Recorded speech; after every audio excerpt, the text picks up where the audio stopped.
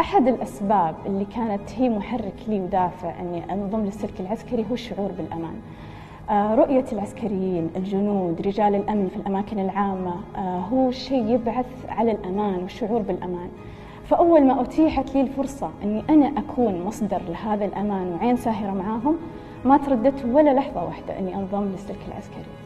أنا أخدم ديني ومليكي ووطني، وأن أعتز بالبذلة العسكرية بأن أرد ولو بشيء بسيط لخدمة هذا الوطن، وأن أدافع عن حماية هذا الوطن، تحقيق أمن وحماية هذا الوطن العالي، والمساهمة في تحقيق رؤية 2030، وإثباتا للجميع بأن المرأة ليست فقط قادرة على العمل في المجالات المختلفة، بل أيضا قادرة على العمل في المجال العسكري بكفاءة واحترافية. المرأة السعودية قوية، المرأة السعودية قادرة على المواجهة.